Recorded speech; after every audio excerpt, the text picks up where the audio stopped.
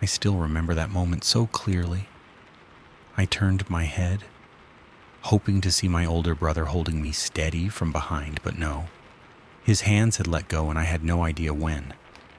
And just like that, I fell flat onto the dirt road, my knees torn open, my face covered in dust. It was the summer of 1965, and I was only 8 years old. The bike was an old beaten-up blue one. The seat was ripped, the paint was peeling, and it was not even ours. It was something my brother had traded for, using his entire collection of favorite comic books. So there we were, in the narrow alley behind our house. Tom ran behind me holding the rope, shouting, "Pedal, Jack. Just keep pedaling." The sound of the tires grinding against the ground, the loud cicadas screaming in the heat, my brother yelling behind me, all of it blended into the very first song of summer I would never forget. But then in a split second, all those sounds disappeared. They were replaced by the thud of a painful fall and the truth my brother had let go. If there is a childhood moment that suddenly flashes back to you while hearing this story, share it in the comments below. Who knows, someone else out there might be searching for the same memory just like you. And if you felt like this story just touched a piece of your own childhood, hit that subscribe button so every week we can return together to those old days when life was simple and memories never faded. And that was the beginning of a summer unlike any other. To understand why that old bicycle left such a deep mark on me, we have to start with the story of how my brother traded for it in the first place. I think all of us, when we were little, had that one item we considered a treasure. For me back then, that treasure was a stack of superhero comic books my older brother kept hidden under the bed. The comics were far from new. The covers were worn and the edges of many pages curled from how many times our hands had flipped through them. But to an 8-year-old like me, they were a real treasure chest. On winter nights, when the wind howled through the cracks in the door and the yard was blanketed with snow, my brother and I would crawl under the blanket switch on a tiny flashlight and read together. Tom would read out loud, sometimes growling like a villain, other times booming like a superhero about to save the world. I would cover my mouth giggling, afraid our parents would hear us. Those pages fueled our imagination, and they made my childhood shine brighter than ever. But one hot afternoon, in the summer of 1965, I saw my brother carrying the wooden box that held our comics and quietly stepping outside. I ran after him barefoot on the scorching dirt, panting and tugging at his sleeve. "Tom, where are you taking that?" He did not answer right away. He just kept walking. His steps were strong and certain, and something about them made me stop trying to hold him back. It was not until we turned into the front yard of Jimmy's house, the richest kid in our neighborhood, that I finally understood what was happening. Jimmy had everything kids like us dreamed about: a collection of colorful marbles, a shiny baseball bat, and something that made my eyes light up, a sea blue bicycle. It was old, the seat was torn, and the handlebars were a little loose, but to me it sparkled more than gold. Tom set the box of comics down in front of Jimmy. I felt my heart sink. My voice shook as I blurted out, You are giving it to him." Tom smiled, a mix of 11-year-old swagger and something more mature behind his eyes. "Yeah, just trading. You need a bike? And me?" I have read them enough. I wanted to say something, to cry, to snatch the box back. But when I looked into his eyes, I went silent. There was something unshakable in them, a strange kind of certainty, like he had been ready for this moment for a long time. Jimmy grabbed the box and walked away without even a glance back. Tom, on the other hand, reached for the handlebars and wheeled the bike out of the yard. He looked over at me and tossed a line, half joking, half serious. "Do not lose it, Jack. I'll get my head knocked off." I stood there, my heart clenched tight. That box, a whole piece of our childhood, now belonged to someone else. I remembered all the times we lay under the trees chewing gum and arguing over which superhero was stronger. I remembered how Tom would always read slowly, so I would not fall behind. I remembered our giggles under the dim flashlight, lighting up those faded pages. And just like that, it was gone, traded away for an old bike. But the moment my hand touched the bike frame for the first time, something shifted. The metal was cool and a bit rough. The torn seat made it tricky to sit, and the loose handlebars forced me to grip tightly every time I rode. Still, somehow, my heart was pounding. I knew right then that this was the greatest gift I had ever received. It was not wrapped in shiny paper or tied with a red ribbon, but its value was far beyond anything I had ever known. And I also knew this gift was not free. It had been paid for with a piece of memory that my brother and I once shared. Every turn of the wheels from that day forward carried the imprint of those lost comic book pages.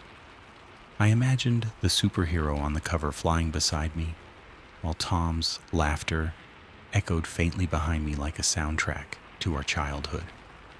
It was only later, as I grew older, that I came to understand kids often think that sibling love has to be shown through big words, secret promises, or mischievous adventures. But sometimes love is just a quiet decision to give up what you treasure most, so your little brother gets a chance at something more. That day under the blazing summer sun, I did not dare say thank you. But my eyes followed Tom's thin frame as he wheeled the bike out of Jimmy's yard, and I knew I would remember that moment forever. And that was how my childhood summer began, with something traded away. A gift that was not bought with money, but with the quiet, selfless love of my older brother. Some childhood gifts do not come in wrapping paper or with shiny bows. They are paid for with sacrifice, silent, but never forgotten. The bike was in my hands, rough, old, worn down, but to me it felt like treasure. And from that day on, the whole summer seemed to change. I no longer just heard the cicadas buzzing or the thump of a ball bouncing down our familiar alley. I started hearing more than that, as if every sound in our little town came together like an orchestra, playing the background music to every wobbly turn of that 8-year-old on his bike. The summer of 1965 was dry and hot, but not suffocating. During the day, sunlight poured down on the dirt road behind our house, making even the red dust sparkle. On the old elm trees, the cicadas screamed endlessly like they never got tired. Every now and then, the distant whistle of a train echoed from the town station, long and thunderous, like the opening drumbeat of nature's strange performance. Somewhere in the mix was the sound of a neighbor's radio playing the latest rock and roll songs. Elvis Presley, the Beatles, crackling through an old speaker, blending with the hum of a floor fan spinning in their living room. And right in the middle of all that noise, the loudest sound to me was still my brother Tom. He ran behind me, hands gripping the rope tied to the seat, panting and yelling, "Pedal, Jack. Do not look down at your feet, look straight ahead." His voice drowned out the cicadas, even the shouts of kids kicking a ball nearby. His voice was raspy, sometimes out of breath, but to me, it felt like an invisible thread holding me up. Every time I heard him, I pushed harder with my legs, even though my knees were shaking, and my hands were slick with sweat from gripping the handlebars. The alley behind our house was not long just enough for a kid to ride a few short laps. On both sides were old wooden fences, some with broken slats that showed tangled backyards of the neighbors. Mr. Baker's dog barked non-stop whenever I wobbled past, and old Mrs. Miller sat out on her porch chair, fanning herself with a paper fan, occasionally yelling out, "Careful now, kid." But all of it, the barking, the laughter, the scolding, the radio, blended into a buzzing background that made every turn of the bike feel alive. I felt like I was riding through a summer carnival of sound where every noise was tied to a memory I would never be able to replace. I remember clearly the moment my feet slipped off the pedals, the wheels wobbled, and my body nearly tipped over. But before I hit the ground, I heard Tom's voice yelling, "Keep your body straight, Jack, do not give up." The fall never came because he had yanked the rope just in time, keeping the bike steady. The only sound I could hear then was the heavy breathing of the two of us, like instruments playing the same rhythm. I've thought about that moment many times since. It was those sounds, the shouting, the laughing, the pounding footsteps in the dust, that etched themselves into my memory, even more than the images. Because pictures can fade, but sounds play on in your mind, like a secret recording you never want to delete. One afternoon when I started feeling more confident, I heard a new sound, the tires brushing steadily against the ground, rhythmic and even. It was different from the shaky, off-balance riding I was used to. That sound made my heart race, nervous but thrilled. I looked back and saw Tom smiling a smile full of sweat and dirt, but his eyes were glowing with pride. That summer sound, to someone else, might have just been noise, but to me it was the first melody marking a step into growing up, because between the cicadas, the radio, the barking dogs, and my brothers shouting, was the sound of me learning how to balance all on my own, on that old bike. And even now, more than half a century later, I still hear that melody echoing in my memory. It does not sound like any song I have ever heard on the radio, but it lingers longer than all of them. That noisy day. I still hear it now like a soundtrack to my childhood, but in the middle of that familiar summertime chaos, there was one morning that felt completely different. A quiet morning so clear and still that it seemed like the whole town was holding its breath, waiting for something to happen.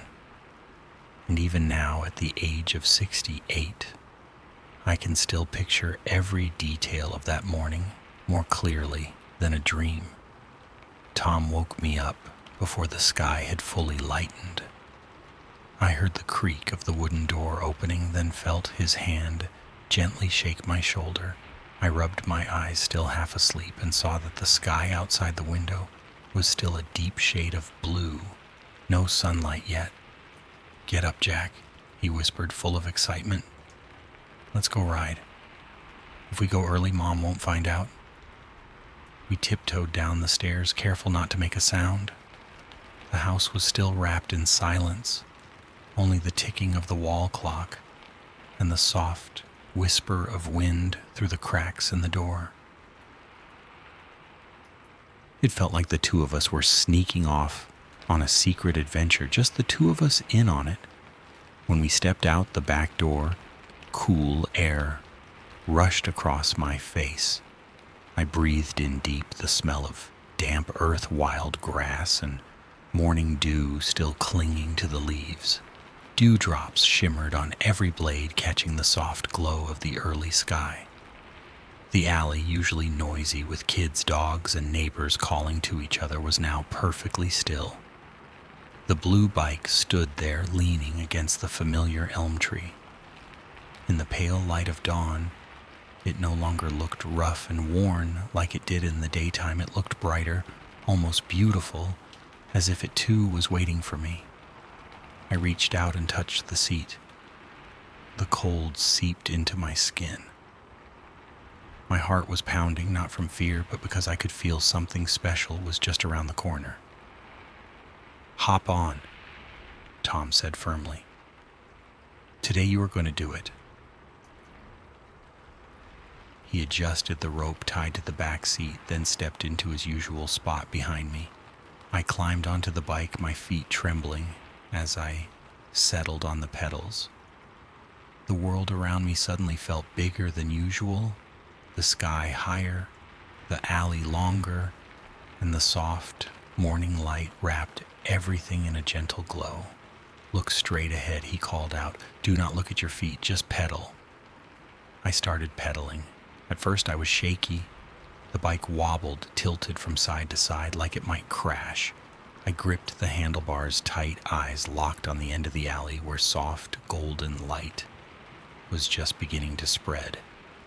The wheels started to roll slowly, then a little faster. I could hear the tires scraping gently against the damp ground, the sound of our breathing echoing in the quiet morning air. I heard every beat of my heart pounding in my chest, strong and fast, like it was trying to burst free. And then something incredible happened. The bike stopped wobbling. The wheels rolled straight and smooth. I felt my body lift, steadied by a new kind of balance. I did not know what Tom was doing behind me, whether he was still holding the rope or had already let go. But in that moment, I knew I was riding.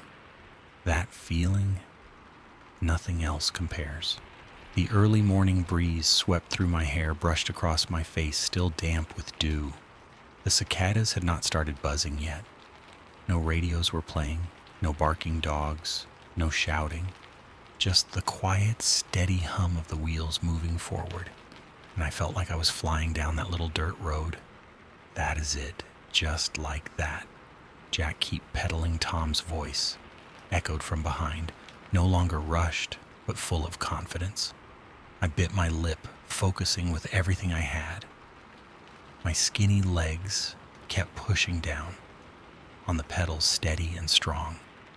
The whole world seemed to shrink into one straight line, stretching out in front of me, leading me farther with every turn of the wheels. I do not remember how many feet I traveled. All I remember is that in that brief moment I believed I could go anywhere. The sun slowly crept above the horizon, pouring golden light over the wooden fences, over the rooftops, and across the sweat-soaked back of my brother Tom. I heard him shout, his voice ringing down the alley. "There you are doing it." I burst out laughing too, afraid to turn my head, my eyes fixed straight ahead. My heart pounded, a mix of fear, excitement, and pure joy. I do not know how long that moment lasted, a few seconds, maybe more, but it was enough to etch itself deep into my memory as the very first milestone of my life. That morning the sky was as clear as glass. Not a single cloud, not a single sound out of place. Just the crisp, clean promise of a beginning.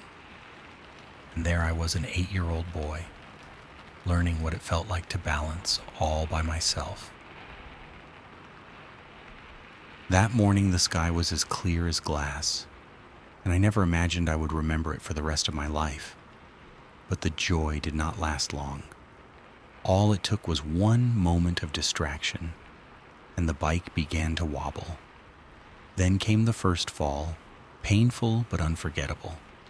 That first victory, that feeling of balance, truly lasted only a heartbeat. But to an 8-year-old child, even a few seconds can make the whole world feel different. Still, the world never lets us stay in that joy for too long. One brief lapse, and it all came crashing down. I remember exactly how it felt. My right foot slipped the pedal, spun out of sync with my push, and the whole bike tilted.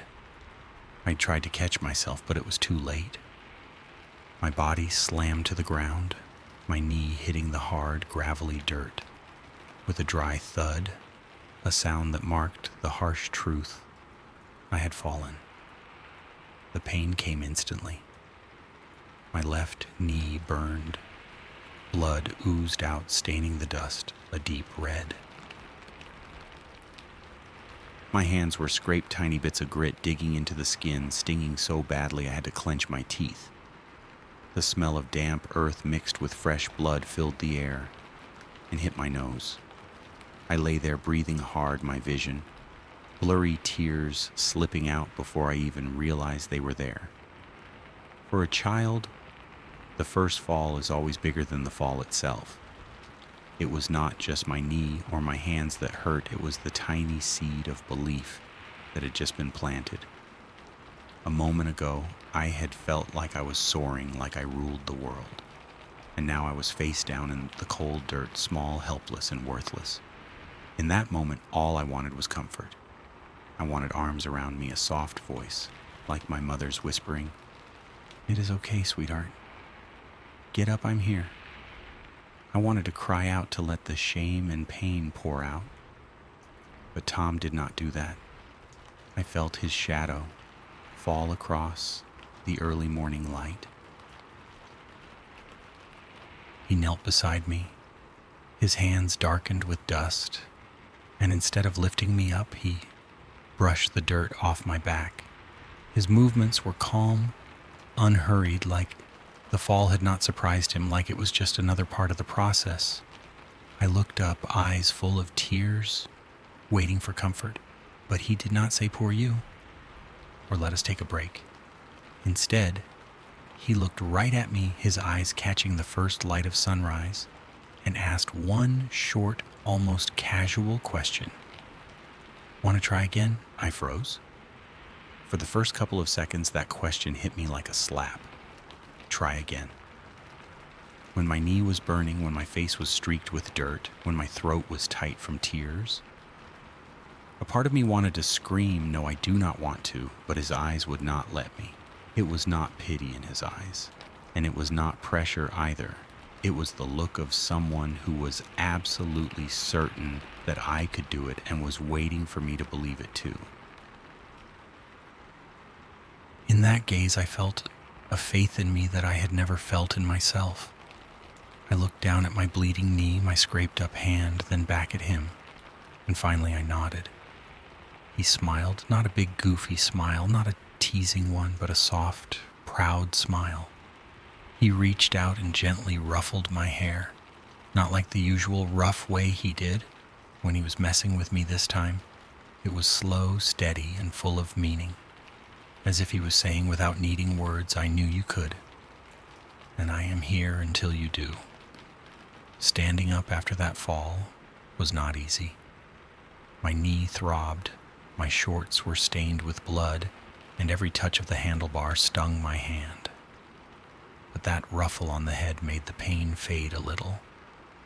I walked the bike back to the starting point, took a deep breath, and felt like I'd stepped through an invisible doorway. Tom tied the rope back onto the seat as if the fall had never happened.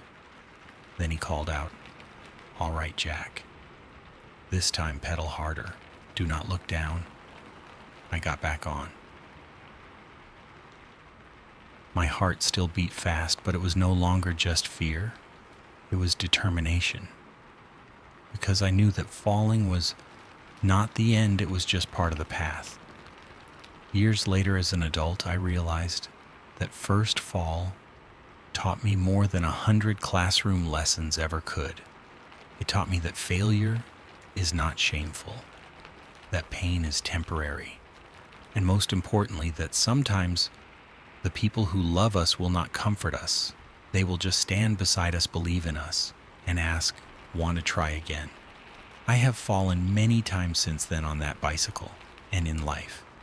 I have fallen after failing my first test, after bombing a job interview, after heartbreak, after losing people I loved.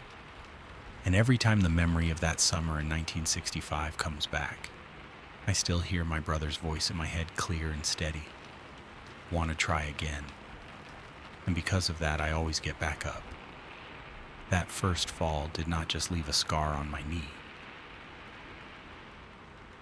It left behind a lesson, one that runs deep like a carving in the old elm tree in our front yard, that growing up is not about avoiding the fall.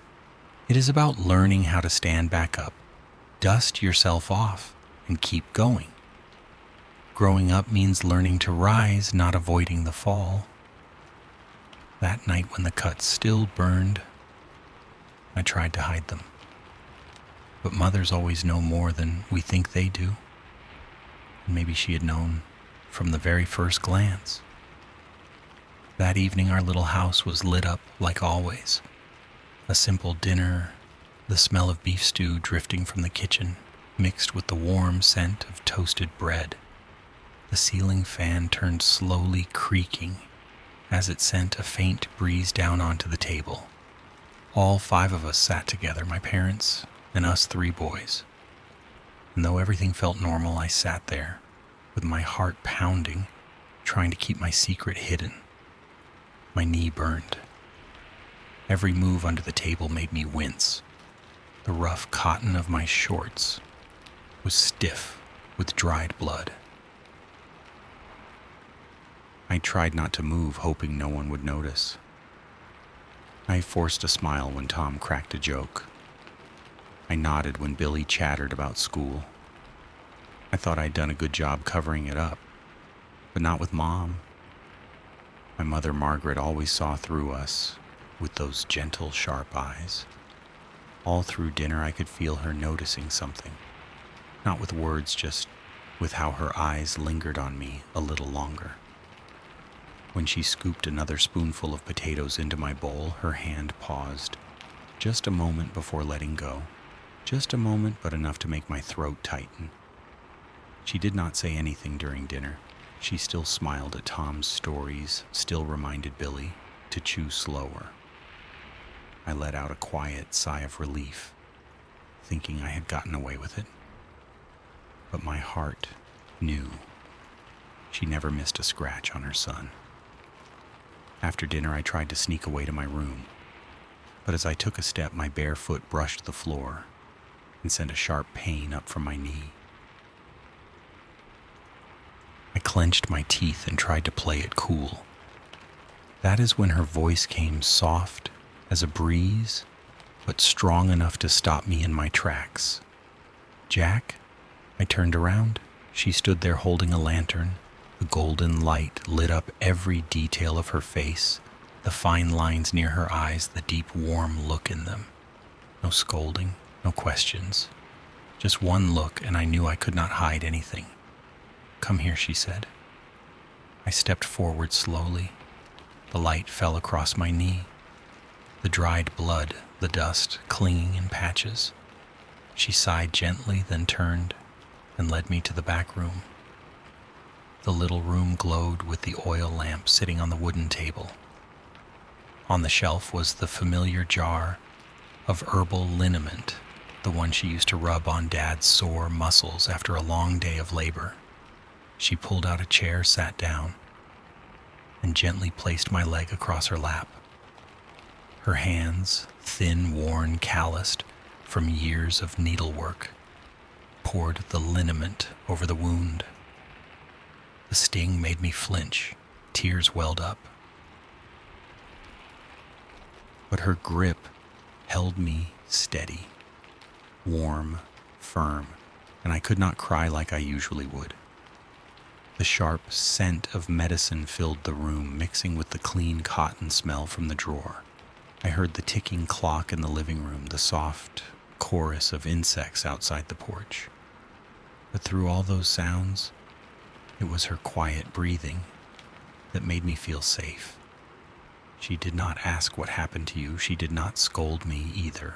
Why were you being so reckless? She just quietly wrapped the bandage around my knee, then leaned down and gently blew across the wound, like she was trying to ease the sting. Once the soft white cloth was snugly in place, she looked up and smiled. It was not exactly a cheerful smile, but one filled with quiet understanding. Then she spoke her voice, somewhere between a question and a knowing statement. Playing tag with your friends again. I bit my lip and said nothing. Learning to ride the bike was our secret, and I wanted to keep it that way. Afraid that if I said too much, Tom might get in trouble, and our summer training sessions would come to an end. I considered lying, but instead I just stayed silent. She looked at me for a long moment, her gaze gentle and deep, and I knew she already understood. She did not ask anything more. Instead, she reached out and ran her hand over my head. That gesture was as light as a bird's wing, yet enough to make me feel completely safe. It was like her way of silently saying, I know everything, but I will let you grow at your own pace. That night I lay in bed, my knee still aching, but instead of feeling sorry for myself, I felt warm inside. I thought about her hands, her eyes, and suddenly understood there are kinds of love that need no words, no questions. Just a quiet presence wide enough to hold you. Maybe from the very beginning she had known it all. She knew we were secretly practicing, knew I had fallen, knew Tom was there to catch me. But she had chosen silence so I could learn, fall, get up, and discover the lesson myself. And that silence that was the greatest gift. A silence full of love. Maybe every mother knows they just let their children grow in their own way. But that summer was not only made of scraped knees and gentle hands. It also had those sudden afternoons when the sky cracked open and my brother threw his jacket over my head to keep me dry.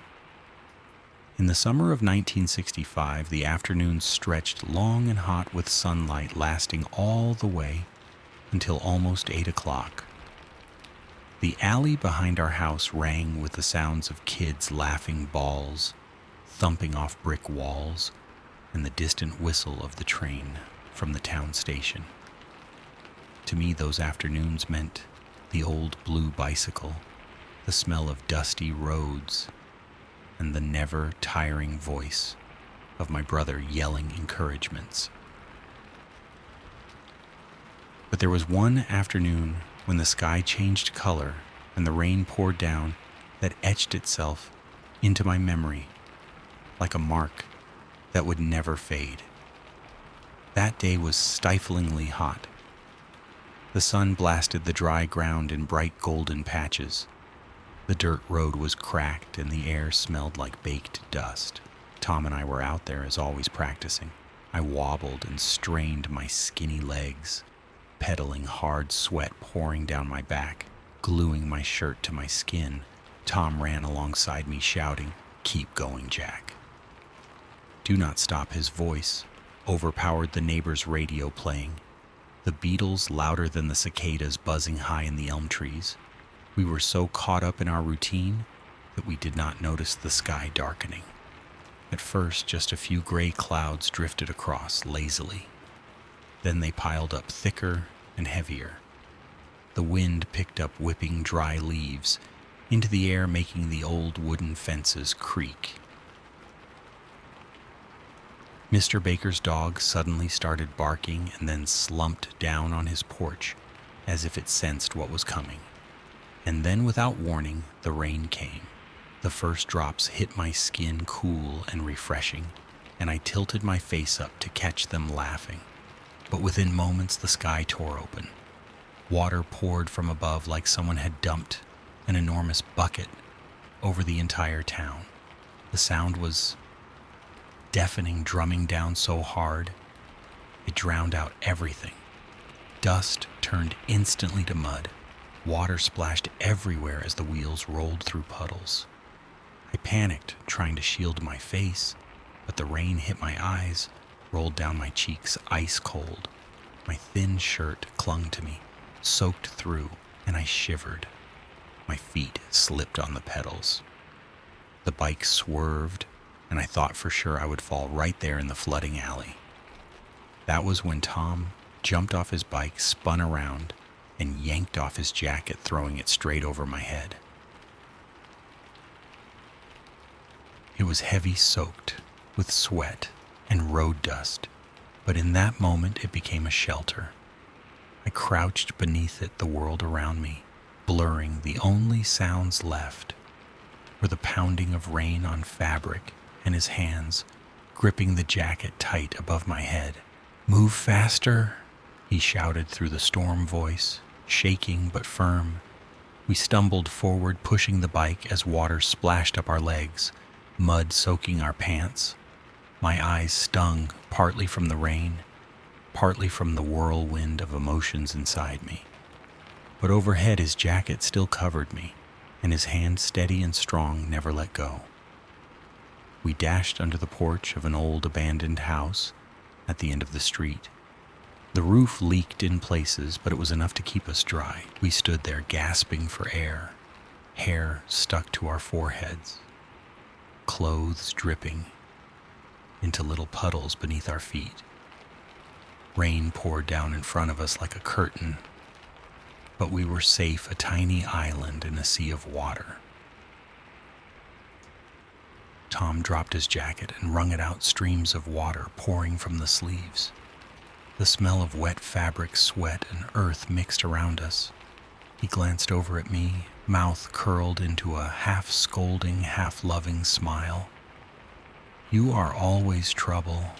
I looked up, my lips trembling from the cold, but I laughed anyway. In his eyes, there was no frustration, only that familiar spark of a big brother, worried and proud all at once. I knew then, no matter how hard it rained outside, as long as I had him beside me, I would be okay. The rain kept falling, pounding the old roof, rumbling in the distance with low thunder. The smell of wet soil filled the air, a scent I would never forget.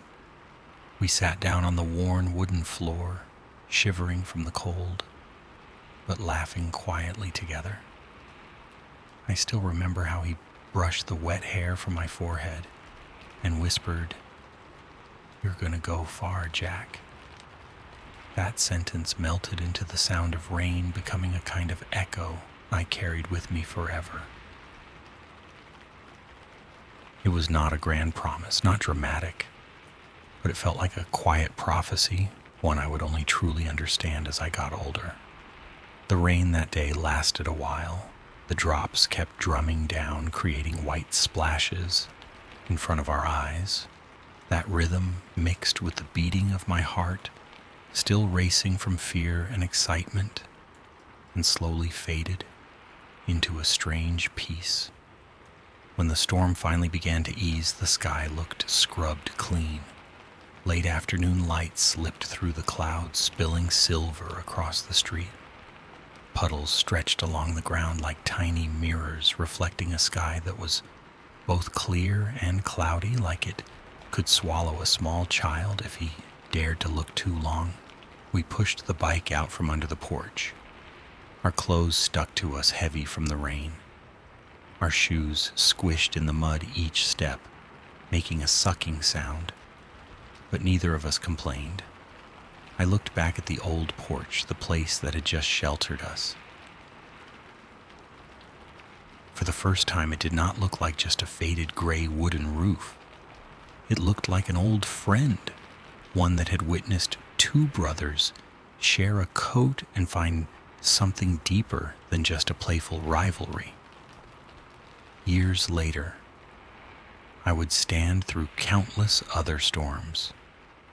Some would catch me on the way to work, huddling under a small umbrella, cold and annoyed. Some would find me sheltering under school porches, hearing kids shout and laugh, just like we once did. Some would beat against car windows, turning into a dull, lonely soundtrack on long drives. But no rain ever felt quite like that summer afternoon in 1965. Because that rain, it was not just weather. It was the moment a little boy realized his big brother would always hold out his coat, always shield him, and turn the wettest afternoon into the warmest place on earth. Maybe that is what made it beautiful, the surprise of it, the way it just happened like a gift from childhood with no wrapping and no warning. And that is why it has stayed untouched in my memory even now. Some memories are beautiful only because of a passing rain. After that rain, I felt stronger. Then came another afternoon, the first time I dared to ride the bike alone out of the alley, where the wind rushed into my shirt and carried with it the very first feeling of freedom. Some moments in life come without warning. No plan, no announcement, no drum roll. They arrive quietly and somehow become milestones. For me, that moment came one summer afternoon in 1965 when I, an 8-year-old boy, pedaled my old blue bike out of the narrow dirt alley and onto the open road where the wind filled my shirt like a sail. For weeks, my world had been no bigger than the alley behind our house. That was where I fell, again and again, where my knees stayed scraped, where the laughter of neighborhood kids and barking dogs became the soundtrack to every wobbly ride. The alley was narrow, lined with worn wooden fences, many leaning, some streaked with green mold. Each evening, red dust kicked up in the sunlight, coating me in a pale brown layer. But in that small strip of earth, I learned balance, how to rise after falling, and how to believe I could go beyond. That day, our little town looked almost magical. The sky was a rich blue with white clouds drifting slow and calm. Sunlight poured over rooftops, through trees, and across the distant asphalt road, glowing like an invitation. Tom was off playing ball. Billy was indoors, head bent over his crayons. It was just me and the old blue bike waiting quietly on the porch. I still do not know what moved me. Maybe it was the stillness, maybe the breeze that carried the scent of cut grass, or maybe something deeper, a quiet urge from within. I gripped the handlebars' hands, slightly shaky, and climbed onto the seat. The wheels began to turn. The chain clicked and clattered, familiar and steady. I pedaled slowly at first, then faster. Sweat formed on my brow, but my chest burned, not from the sun, from something fierce and alive. I reached the end of the alley. Every other time I stopped there, turned back. But this time, heart pounding, I steered straight onto the road. In that moment, the world opened wide. The road stretched out before me, broader, brighter, seemingly endless. On either side, towering elm trees arched overhead, their leaves casting flickering shadows on the pavement. In the distance, I saw Jenkins' General Store, its old wooden sign swaying gently in the wind. I pedaled harder, my skinny legs fueled by something I could not name. And then the wind came. Not the gentle breeze of the alley, this was real road wind, strong and wild. It hit my face, ran through my hair, and made it fly every which way. It slipped down my collar, puffed up my shirt, and made me feel like I was sailing across a wide-open ocean. I laughed out loud, a pure, full-bellied laugh that echoed down the empty road. My heart pounded, not from fear, but from a joy I had never known. For the first time, I felt truly free. And that kind of freedom, it was not anything grand. It was simple, almost silly, just an 8-year-old boy, riding an old beat-up bicycle, feeling the wind in his shirt, and his heart racing with happiness. But to me in that moment, It was an entire universe. I did not go far. Just up to the turn by Jenkins's store. I stopped there, legs trembling, and took a deep breath. The smell of freshly baked pastries drifted from a nearby shop, mixing with the sharp scent of gasoline from a parked delivery truck. From inside the store, the radio played a rock and roll song, interrupted by the jingle of the doorbell as someone walked in. I stood there still, and then I laughed to myself. I did not buy anything. I just wanted to be there to know that I had made it, that I had done something big. On the way back, the wind came again, cool and bold, pushing at my back, as if it wanted to carry me even farther. The sun had started to dip behind rooftops, leaving golden streaks across the shimmering road. Cicadas screamed from the trees, the thump of balls echoed from the playground, and the kids' laughter bounced down the streets. But all of that felt like background noise. In that moment, it was just me riding the old blue bike at the very center of the universe. When I rolled into our yard, Tom was already there, sweat still running down his face after a long game. He looked at me, eyes wide, like he had just seen something unbelievable. I said nothing, just smiled and nodded. And in his gaze, I saw surprise mixed with quiet pride. That alone was enough for me. That day I touched my first real taste of freedom.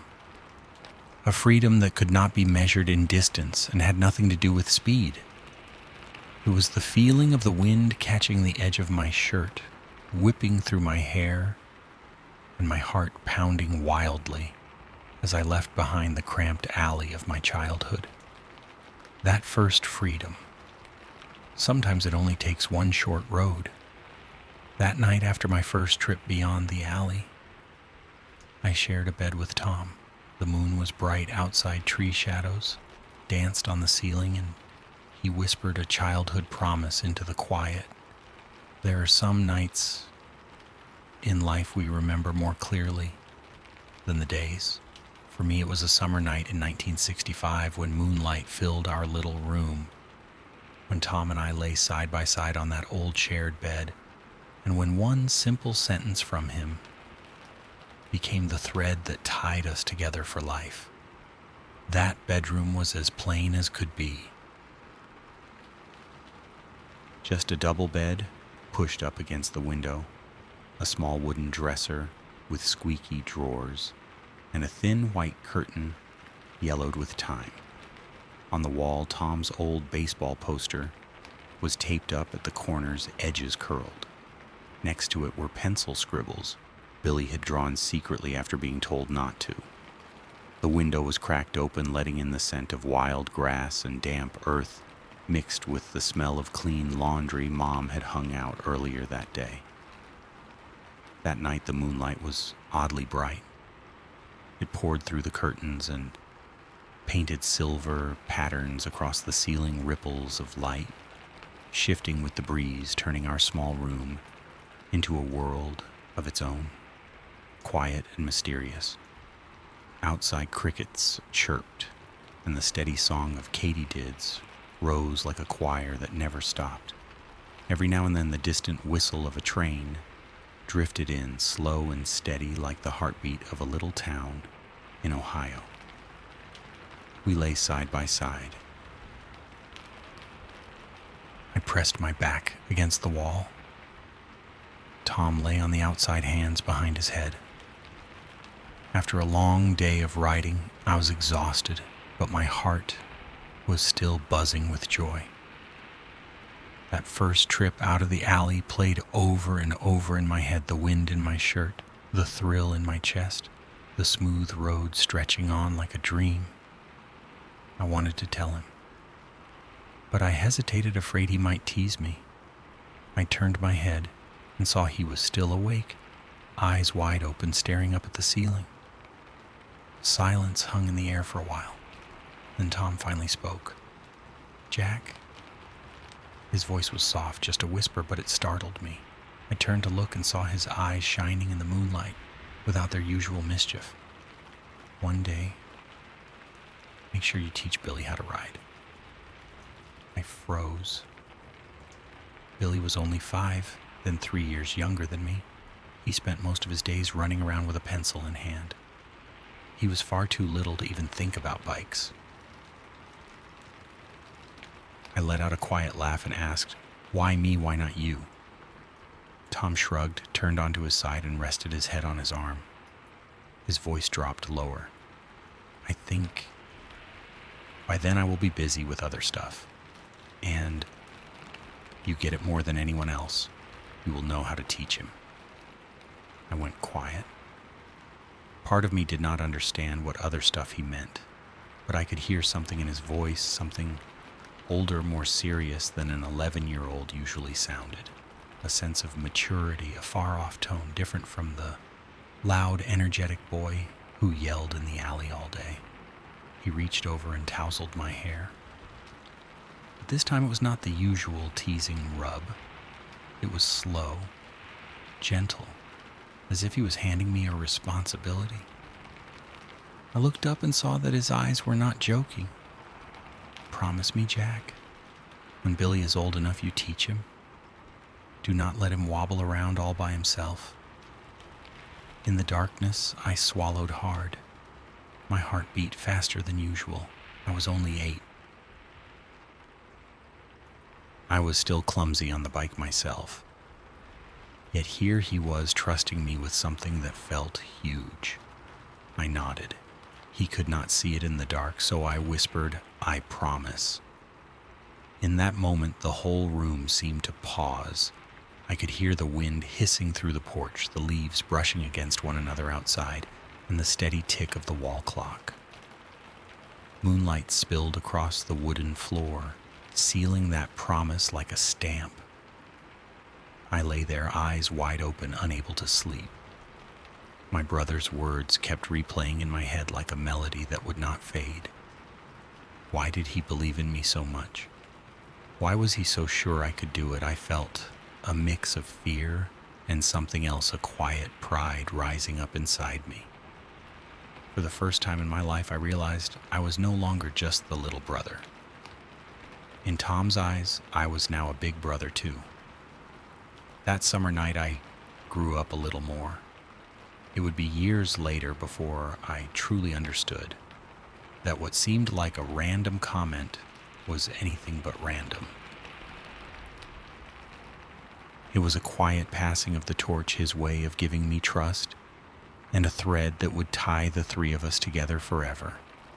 And sure enough, when Billy was finally old enough, it was me running behind him, tying a rope to the seat, yelling, "Pedal. Do not look down," just like Tom had done for me that summer long ago. Every time I remember, I see that clear moonlight glowing in our little room, the dancing shadows on the ceiling, Tom's eyes shining in the dark, and I hear his whisper echoing again. One day, teach Billy how to ride. A simple sentence that over time became a promise, a duty and a memory that would never fade. Some words may sound casual, but they become the threads that tie brothers together for life. But no summer lasts forever. Eventually, the cicadas go quiet, the autumn wind starts to blow, and the blue bike that won from that summer leaves my hands, leaving behind a space nothing else can fill. In our small kitchen, Mom had already begun hemming our school pants. Spools of thread chalk lines for stitches, and the sewing machine's hum filled the air. On the table lay a list, written in green pencil. Number 2 pencils ruled notebooks, crayons for Billy. Outside, Dad hammered the porch steps, each knock sounding like a countdown to the end of summer. Even the train whistle from town felt quieter now, fading into the dry, thinning air. As for me, I kept riding. Every evening I pulled the blue bike from under the elm tree, gripped the now familiar handlebars, and climbed on. I rode it a few more laps down the alley, like I was pocketing the last rounds of summer. afraid they would be the last. I pedaled slower past the mossy fence where Mr. Baker's dog lay faster at the curve that led to the main road, the spot where the wind always filled my shirt like a tiny sail.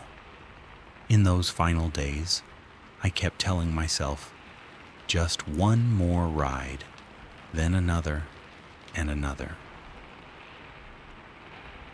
One evening, as the sun dropped behind the roof across the street, painting the sky with a thin orange line, Tom stopped me. He stood in the middle of the alley, resting his hand on the seat, looking straight into my eyes. I knew that look. It was not teasing. It was final. Tomorrow afternoon we give the bike back to Jimmy, he said, calmly. Not too heavy, not too light. I let go of the handlebars, as if they had shocked me. But why, I asked, already knowing. I had known since that first day he carried the comic box across Jimmy's yard. We'd called it a trade, but it was really just a loan. The comics were the deposit. The bike was borrowed just for the summer. The kid's deal sealed with words, not paper, and summer was ending. That is the deal, Tom said, his hand brushing the seat, like patting a tired old friend. Tomorrow, I wanted to argue, say I had just learned to ride straight, that I had not ridden down the hill behind the church, that I needed one more clear morning, but my throat closed. I only nodded. And deep inside, something in me nodded to surrendering childhood, to the schedule of growing up. That night I sat on the porch steps. The beak leaned beside me, the kickstand clicked down with a dry clack.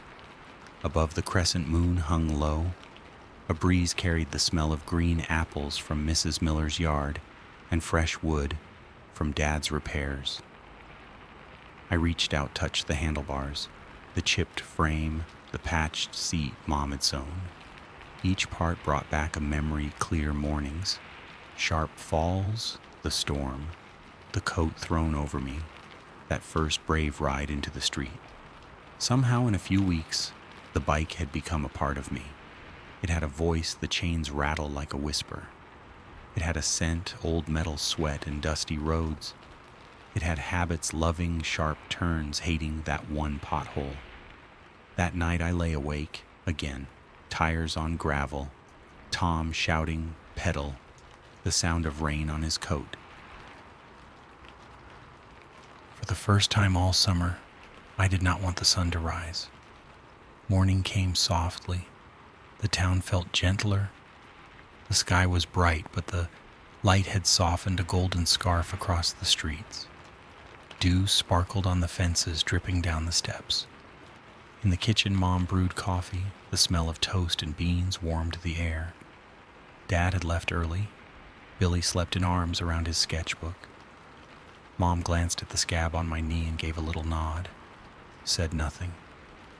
That nod seemed to say, well, that is one summer wrapped up. Tom and I walked the bike out of the alley. Our footsteps pressed into the damp earth. The chain clicked softly like a farewell song.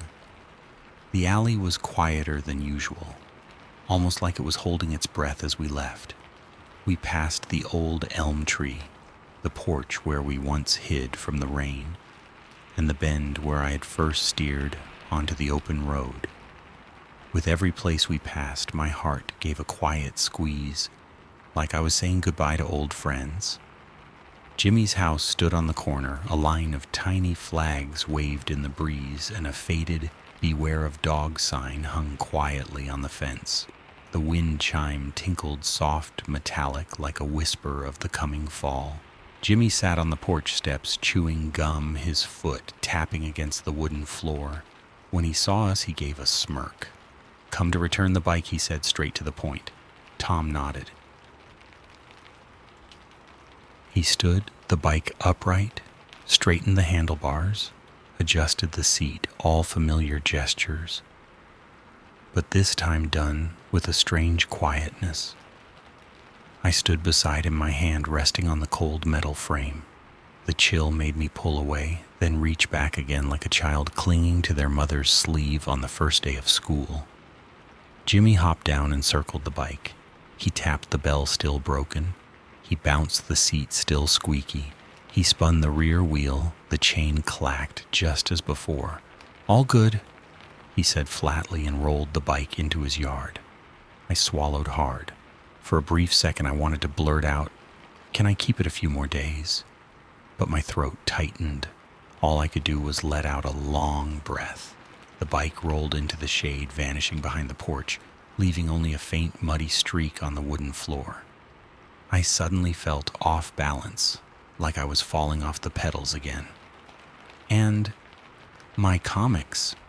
Tom asked, his voice calm, trying to sound unaffected.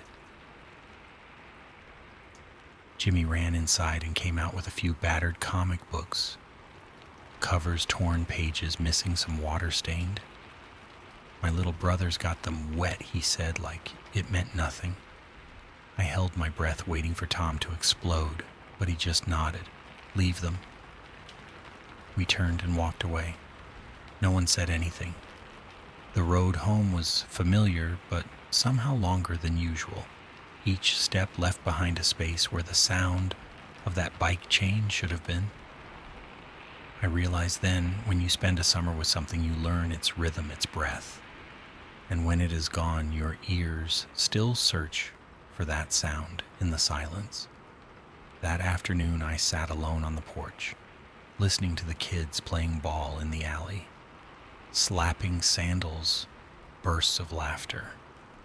But without the chain's rattle, everything felt out of sync. I looked up at the sky and whispered goodbye.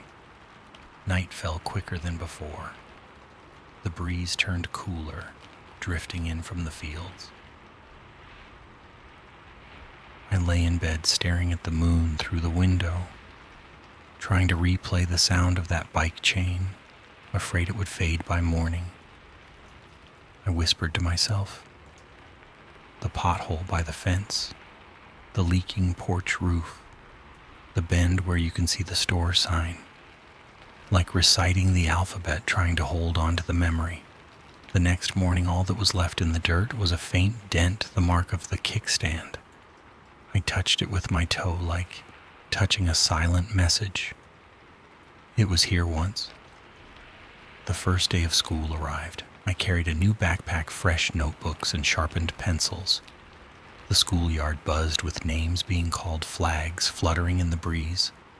Life picked me up and carried me along like a freshly oiled wheel, fast and smooth. But deep in my chest, the summer's bike chain still clicked softly, refusing to stop. And I know now some things stay only for a season, but leave a mark that lasts forever. The blue bike was one of those. Time pulled me forward, and that summer closed like an old book. But somehow, even with silver in my hair when I close my eyes, I still hear the sound of tires rolling down that dusty alley. Time moves fast, so fast it often catches me off guard. From the first day I rode that bike in the alley, to now nearly 60 years have passed. The little town where I grew up has changed. The alley's been paved. The rotting fences are gone, replaced with clean white concrete walls. Jimmy's old house torn down. There's a new white duplex there now. Everything's changed except in my memory, where the summer of 1965 still plays like an old film, clear as ever, never fading. Now I'm 68 years old, sitting on the porch with a cup of coffee, watching my grandson wobble on a tiny red bike. He bites his lip, eyes wide, little hands gripping the handlebars. I see myself exactly as I was, staring back through time. He falls. The sound of his fall hits the pavement, jolting me upright. But then he sits up, tears brimming, face scrunched up. I walk over, lift him gently, brush the dirt from his shorts. And in that moment, I hear Tom's voice echoing in my mind. "Want to try again?" I do not say much. I just rest a hand on my grandson's shoulder and smile. Try again, kiddo. I am right here. He nods, tears still shining, but his feet find the pedals again. And like I once did, he tries, he wobbles, he falls, and he gets up again. Watching him, I suddenly understand something I've always known but never put into words. Love is not about holding on tight, it is about knowing when to let go. Just like Tom did for me. He did not hold on forever, he let go. So I could wobble, fall, and learn to stand on my own. And because of that moment, I truly grew up. Now it is my turn to pass that on. I cannot stop my grandson from falling, but I can be close enough to dust him off and remind him he can always try again. That cycle from Tom to me, from me to Billy, and now to my grandson keeps spinning. Memories, it turns out, do not die. They just turn into invisible threads stretching from one generation to the next, from an old blue bike to a little red one today. And I believe years from now, when this boy has grown, he will remember the moment his grandfather stood on the porch, placed a hand on his shoulder and said, "Try again, kiddo." And in that moment, my memory will live once more in a different set of wheels, because some memories never rust, never fade, and the wheel of childhood keeps turning in all of us. If you have a memory of learning to ride a bike or a moment that brings your childhood rushing back, share it in the comments below. Maybe someone out there has a childhood that looks just like yours. And if these little pieces of memory move you, if these quiet stories feel like something your heart has always known, hit that subscribe button and turn on the bell.